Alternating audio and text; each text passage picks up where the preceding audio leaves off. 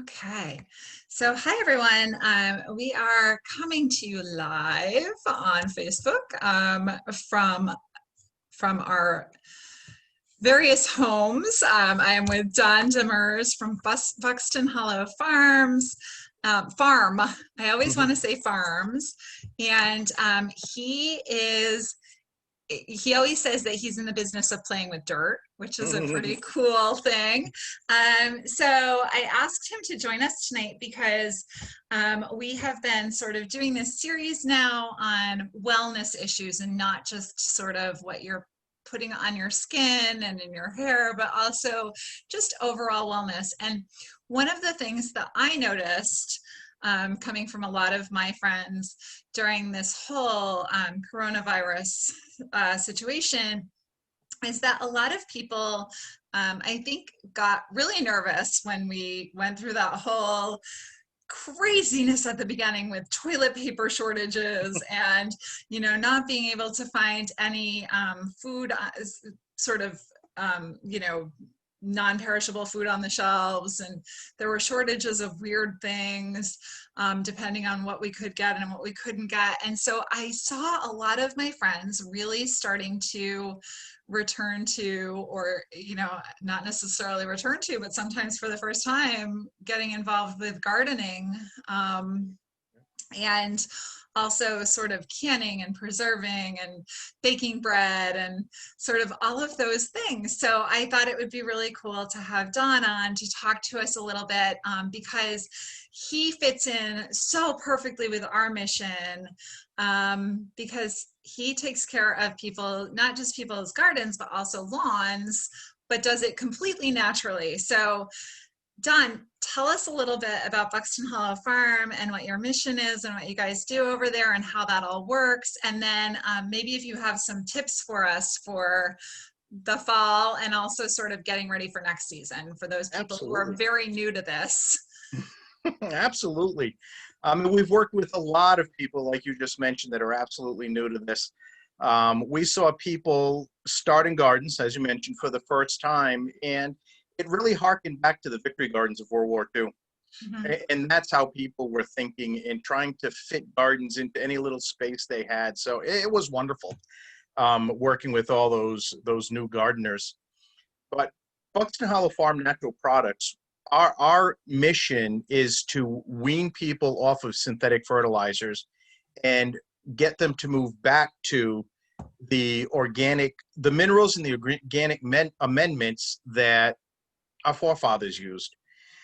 We only turned to these chemicals in the 1930s when chemicals were going to save us. And we can obviously look around, our towns, our country, and the world, and see that didn't quite work out the way it was supposed to.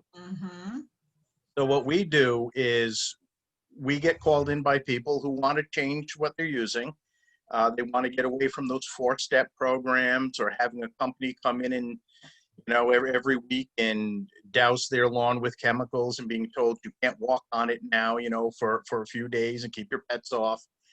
What we do is we'll come in and we'll test the soil. We'll take samples. We use a lab out in Ohio. We get the reports back from that lab, and we'll put a whole program together for them of minerals and amendments, and we'll show them exactly what it is we want them to use on their lawn. They go with it. We hand mix everything. We have all these things in stock, and we deliver it to them. And then we talk to them and work them through spreading it out or getting it into the soil in their garden or their flower beds, and really just working everybody, weaning them from the synthetics. And just in case, because we have people from all over the country, but just in case we have people locally, can you tell us sort of what your area is that you work in, so that if they're looking for what you kind of do with your business, they'll be able to find you and use you? Absolutely. We ship our products nationally. So we have customers all over the country that we'll ship to. Okay. We work all over New England. The great majority of our customers that we'll test and deliver to are in southern New England. So if you're anywhere in Massachusetts, Connecticut, Rhode Island, gladly head up into northern New England. And like I said, we'll ship all over the country. Okay. And so if we have, I know we have some customers and consultants in here from Michigan and other places. Is there some kind of way they can do that testing without you so that you know what to send them? Or is that something that they sort of just have to figure out by trial and error? No, no, absolutely not. Across this country, and you don't even have to use the lab we use. It works well for us. But Mhm. across the country are the land grant universities. Oh, okay. And so all they have to do is go onto the website of their closest or the university they want to utilize, find the agriculture department, find the form. There's going to be forms. You fill out the form. It's going to tell you how to take your samples, ship it off to any of these universities. You'll Mhm. get the results back. You can then send the results to us, scan them, email them, whatever works, get it over to us. And we'll analyze it for you and let you know exactly what it is you need. Wow. Okay, so we're heading into fall, and when we originally started talking, so I talked to Don back in, I want to say February. We had something all Mm-hmm. set up to do in person so that we could talk about getting your garden ready for the spring, and then life just exploded Yeah. for everybody. Now we're heading into fall. So for these new gardeners or even seasoned gardeners, like what should people be doing at this point in time to sort of get their garden or their lawn prepped for the fall and winter, and then to help it be more productive in the spring? Fantastic time to be doing all these things. You Okay. want to either be working and adding all of this either early spring or late fall. We're heading into late fall. People are still picking. Once you're done picking and you want to put the bed to sleep, get your soil tested. Get it Mhm. tested now. If we're moving away from synthetics and you've been using a lot, you probably want to do 2 test years. So if you do one now and another one in the spring, that'll be fine. But you get your soil tested now, and we can start working in the amendments now. It gives them the rest of the fall, all winter, in this early spring, because they have to be assimilated into the soil chemically and biologically. So Mhm. you want to give them a chance to do what they have to do. Hmm. Okay. And in terms of like other general sort of, I do not garden. I probably should, but I just I don't like gardening. Not my Okay. thing. Okay. So in terms of like that whole process of putting beds to sleep, if somebody's new to this, what do they kind of do to sort of prep that garden for the winter? Is there anything specific that you recommend if you're sort of going with that all natural route and trying to get back to, going organic and making sure that everything is being done in a sustainable way? Sure, sure. What they're going to do now is once they're done harvesting, you're going to remove your plants. Small garden, just take everything out. It's the easiest thing to do. You had any disease, you had any concerns about anything, those go into the trash. Anything else, you can compost Hmm. if you feel confident with it. Get it into a compost. You're going to be thrilled you started composting. Um, then what you can do is what we'll call green manure. You're going to put down a cover crop right on Okay. the soil. It's a late fall crop, small, tiny plants. Any of the garden centers around you should have seeds for cover crops. And what you Mhm. do is just spread it and you let it grow. Okay. It's going to be interacting with everything in your soil. It's going to be Mhm. holding in the carbon. And then in the spring, all you're going to do is put that under the dirt. It's Mhm. going to rot. It's going to do exactly what it's supposed to be doing. You didn't remove anything. So Right. anything that it absorbed is going right back in, Yeah. and Now, ready to start. are you finding, I know I've heard a lot from just sort of in these circles of organics about how our food is not as nutrient rich because of the way that we farm now. Are you getting do you guys do any testing like before and after from people to see like if they're getting more nutrients once they start using your products? Is that something that you guys test for at all or have had people test for? Um, there's tests all over online that are going to show you exactly what we're doing and then the results that you're going to get out of your fruits and vegetables. But the big thing is because with the synthetics we've been using, we all for generations now have been forced down to, oh, you're going to look at NPK. That's how you're going to buy your fertilizer. And this is what you're going to be Mm, putting down. So what you're putting down is you're putting down really three things that the plant needs out of 50, 70, 100 different minerals and amendments. yeah, And we're forcing them to live on this. right. So they're doing what they're supposed to do. They're just not doing it well. Well, exactly. And the vitamins and the minerals aren't there anymore. Yeah. So by doing what we're doing, we're replacing everything that's been leached out. We're reintroducing the biology to the soil that Hmm. we've killed with the synthetics. Right. And now your plants are able to interact with the soil the way they're supposed to. Interesting. Do you work with a lot of no-till farmers? Have you sort of gotten involved with that movement at all? Absolutely. One of our friends and clients is down in South County here, and they're a no-till farm.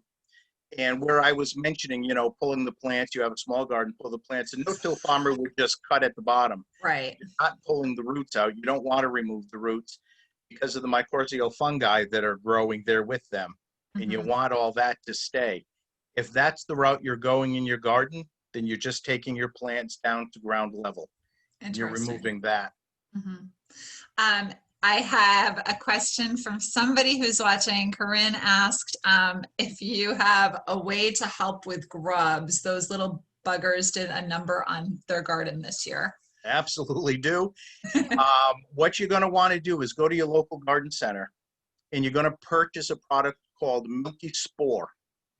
You work the Milky Spore into the soil, and Milky Spore lasts anywhere from 5 to 10 years, and it's natural. And what happens is the grubs, as they move about in their tight little circles, find it and consume it. Well, once the spores end up inside the grub, the spore, in essence, devours the grub, rips it apart from the inside out, killing it. Interesting. Yeah.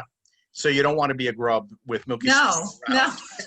But also, like, it's one of those things that you hear complaints about all the time. And I'm sure people are going after chemical, ways to combat that. And it's interesting that there's something that's natural and It has been easy around a that, long time. yeah, Yes. Yeah, no, but it's a lot easier. People just want to go get cheap. We're going to put down an insecticide. Well, that insecticide isn't going to discriminate as to what it's killing. So right, it's wiping out the life that is supposed to be in the soil. Then they right. wonder why their plants are dying because you're killing your soil. Yeah, yeah.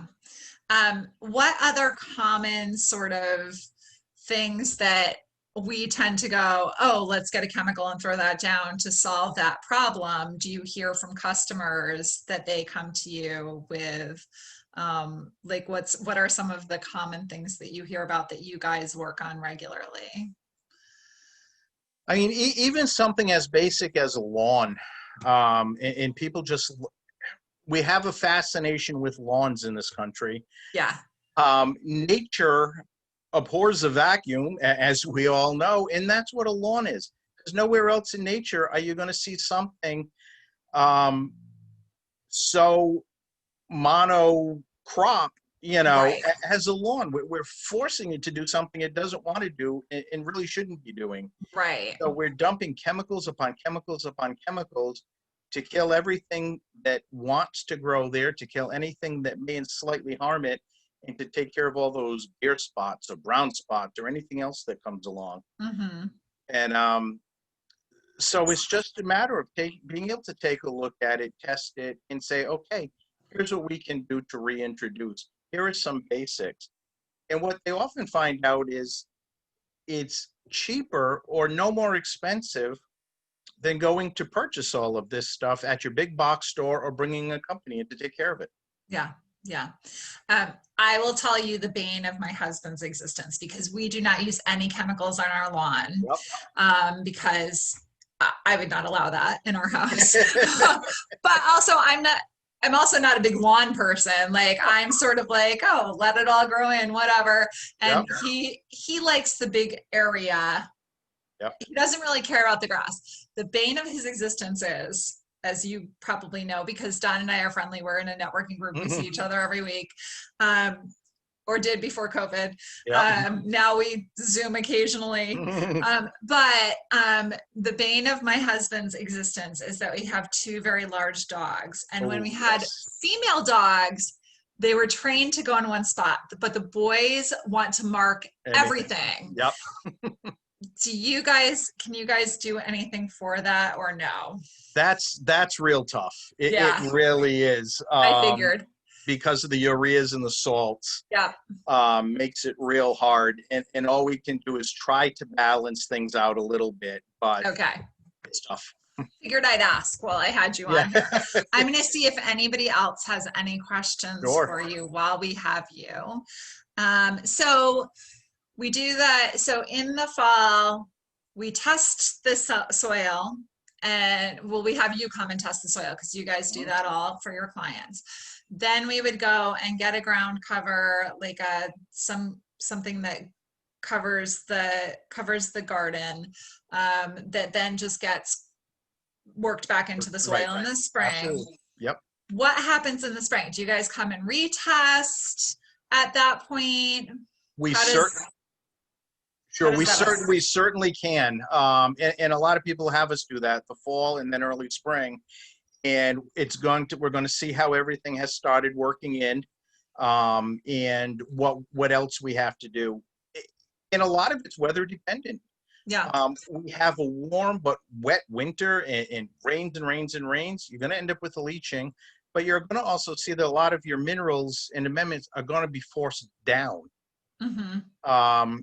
And that's why when you were just mentioning your lawn, and a lot of people will see dandelions starting to pop up everywhere, and part of the reason is because as the calcium is forced down and eventually hits hardpan, one of the few things that can actually get to the calcium that the plant needs is the dandelion. So for them, it's perfect. They have little competition. Because nothing else is pulling the calcium. They can get their taproot down there, and they're ready to go. Gotcha. So in the spring, that's the reason we all have so many dandelions. Absolutely. But in the spring, we can take a look, and we can make adjustments if we have to. But it can take up to a year, for everything to really work itself in. So you plant, you see how things are going. We keep an eye on things, and then we test again. Yeah. And I know you guys will bring compost or ship compost to your customers. Yes. We work with two compost farms, one in North Smithfield and then one down in South County. Oh, cool. I didn't even know there was one in North Smithfield. That's pretty awesome. Absolutely. So if people are home composting and they're trying that for the first time, any recommendations for first-time composters on sort of resources, or, how to start learning that whole process? Because I know it can be, there's the whole worms versus no worms, and there's how much you turn it and what else you put in it. What kind of resources do you recommend for that? My composting method is just to throw everything in the woods. Oh, good. I don't really deal with it too much. I'm like, it'll go in the woods and go back, and disintegrate, and I'm not going to worry about it because I don't garden, so it doesn't matter. So for people who are interested in gardening and sort of learning more about composting, because obviously that's a great way to get nutrients back into the soil, what kind of tips do you have, or what recommendations do you have for the people? I know when I was little, my mom is a gardener, or was when I was little, and we had a big compost bin in a circular, in our garden, like our garden was a circle, and then we had a compost bin with chicken wire in the center, and we would just throw all of our scraps into that. So any good resources for sort of starting that whole process? Once again, there's an awful lot online. The Mhm. United States Compost Conference, which exists, has a lot on their site for the homeowner. But Okay. also, it's one of those things not to overthink. Okay. You get some wooden pallets, build yourself a square, leave one of them so that you can move it, get in and out. Hmm. Um, your leaves, your greens, your spent plants, your vegetable and fruit scraps from the kitchen. Keep out your dairy, keep out your meats. Those are compostable in the big places, those places that's what they do because the heat gets high enough and they have processes to do it. For those of us that do it at home, our compost can't handle that, and all you're going to do is attract vermin. Hmm. Um, so you have to keep it damp. So you water your garden, water your compost. Okay. Turn it every now and then. Yeah. You want what's on top that hasn't been broken down to end up underneath so that the microbes can get to it. Hmm. And then they can begin consuming it and the worms can move through. And like you mentioned, some people like the vermicompost, which is composting with worms in boxes. And that's become extremely popular. A lot of information online for that as well. And for those people who are in Rhode Island, there's the Worm Ladies in South County. Absolutely. So they're a great resource for that. Trina, who is probably watching this or will be watching this at some point, and I went down there and it was a lot of fun. We got to play with the worms.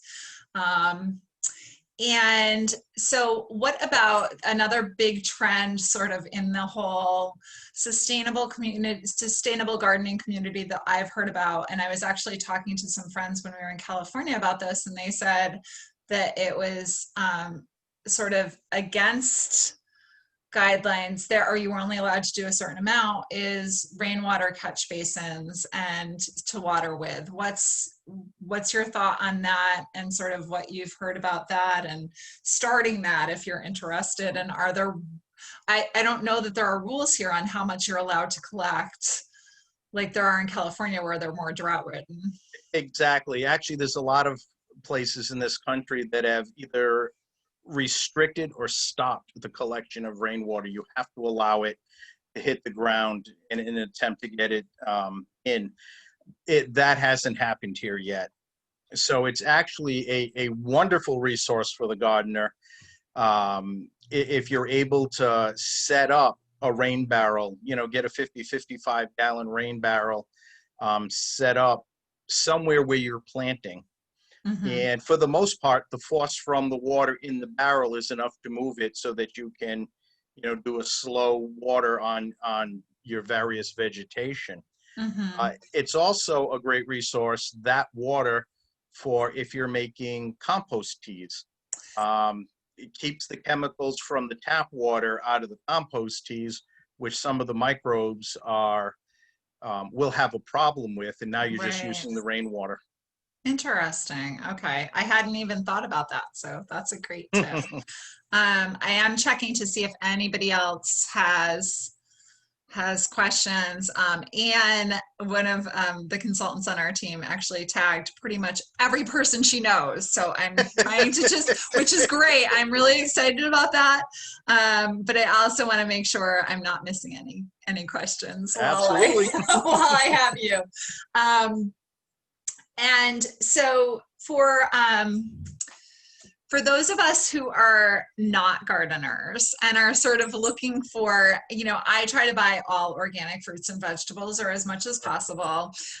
If I'm sort of trying to focus on A, shopping locally, B, buying organic, how do I know? Like if I go to a farmer's market, how do I know who is a good person to buy from? How do I know who's doing it right? What kind of questions should I be asking to farmers if I'm buying from them locally? Or if I'm going to the grocery store, like, are there any cues that I should be looking for to buy things that are better for my family, that are more sort of nutrient rich and better than, what we Sure, sure, might otherwise buy? sure. When we're talking at a farmer's market, you have to put faith in the folks that are there and the Of farmers. course. but there's no reason not to ask them questions. Ask them what are they using as, what are their nutrients? How are they adding nutrients? Are they a no-till farm? IPM, which is integrated pest management, what are they using and how are they handling that? All questions that they can easily answer. And if there's anything they refuse to answer, then that becomes a red flag. Right. So if they're using the term organic, they know that they have to be very careful with that. Of course. Because they can get into big trouble, using it but not being organic. So you're pretty safe there. When you go into a supermarket, it gets a lot trickier. Because what's happening, it's sort of like money being laundered. Fruits and vegetables that aren't local are in essence being laundered. They're being moved through various points, Right. and the labeling's being changed until it makes it extremely difficult to track. And the federal government, Customs and USDA are working very hard to be able to find these things at the borders, but it's almost impossible to catch them all. So stuff is getting through. One of the big ones, that comes to mind is honey. If you want honey, buy it local. Yeah. Find a beekeeper, buy their honey, know what you're getting, and that it's from your area. Because of a lot of it that you're going to find in supermarkets is coming from overseas. And there's almost no way to know how that's been adulterated. Right. Maple syrup is also one that you want to be really careful about in terms of where it's originating and how you're buying it. Somebody asked about pH testing. Are you also doing, when you're doing the testing, are you also doing pH level testing? Is that something that falls into your purview of the testing that you're doing? It does. So pH is part of what we do. It's just part of the overall test. When we're looking at all the minerals, we're going to test for organic matter pH, a wide variety of cations and anions. Where we run into a little difficulty, and trust me, I have all due respect to the Master Gardeners, but where I run into a problem with the Master Gardener program is when they set up at the farmers markets and just test for pH. And there are so many other things that can be going on in that soil other than just pH, that we have to be careful saying, well, this is your pH and, it's very acidic. Let's just dump a bunch of, lime on there and we'll take care of everything. There's a lot of things happening. It's a living, breathing community under there. And we've got to treat it as that. Right, right. So I'm seeing if there's any other questions on here. Sure. Nope, that was the grub question. And I got Shell's question, and I think that's it. Any other tips? We are going to put Don's website into the comments. I am also recording this for my blog, and so I'm going to put his website there as well. But just wondering if you have any other tips that we should be thinking about as we head into fall that we haven't discussed yet for those people who are first timers and are trying to figure this all out. What we try to get across is have fun doing it. Enjoy gardening. If you worry about it and it makes you miserable, don't garden. Buy at a farmer's market. Enjoy what you're enjoy what you're doing.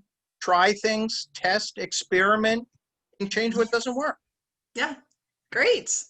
Well, thank you so much, Don. I appreciate you joining us today, and hopefully we can get together and do a live one of these in person in the spring. But now that we're doing this and we have such a great group of people from all over the country, we'll probably want to have you on again in the spring to talk about sort of what to do in the spring, so that people can hear from you from all over the country. So I really appreciate you joining us tonight. Oh, thank you.